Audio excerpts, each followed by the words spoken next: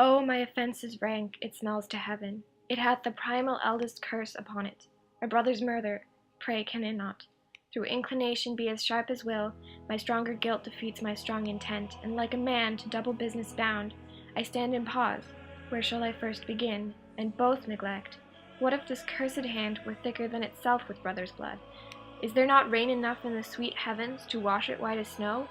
Whereto serves mercy, but to confront the visage of offense?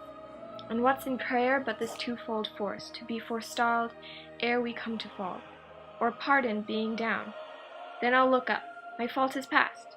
But oh, what form of prayer can serve my turn? Forgive me my foul murder? That cannot be, since I am still possessed of those effects for which I did the murder, my crown, mine own ambition, and my queen.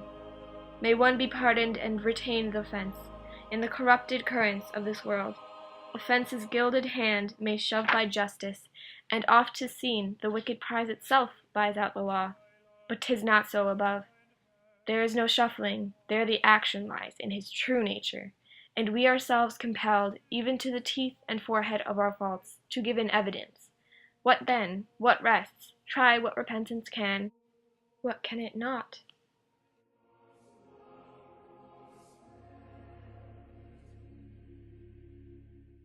In this passage, Claudius is confessing his sins and praying for repentance in a church. Hamlet plans to kill Claudius while he makes his confession, but decides against it in case Claudius would go to heaven because he would die as he prayed and was forgiven, rather than die a sinner, in which case he would go to hell. After Hamlet leaves, however, Claudius says his speech was all empty words anyway, and he didn't mean what he was saying. This passage connects to the motif of corruption in the play. Claudius uses metaphors to describe his actions as something dirty or rotten. For example, "Oh, my offense is rank," and "Is there not rain enough in the heavens to wash it white as snow?" King Claudius also says he is still possessed of those effects for which I did the murder, which means he's still corrupted by the thoughts by which he committed the crime and is still reaping the rewards of what he did, his place as king and his new wife. Claudius even talks about political corruption and the corrupted currents of this world. He says money, the wicked prize itself, is more powerful than the law.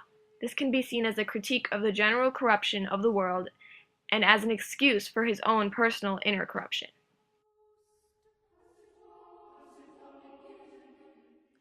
The theme of acting versus being is also touched on in this passage.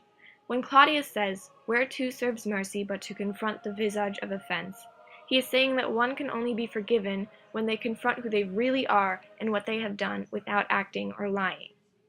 He also talks about how while on earth you could buy your way out of trouble, in heaven there is no acting to be done because there everyone is in his true nature and judged by being good rather than just having acted good on earth.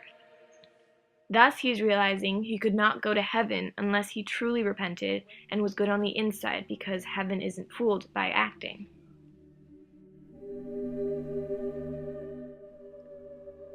The fact that after his confession, Claudius says his words were without meaning show how even the entire speech was in fact acting without being.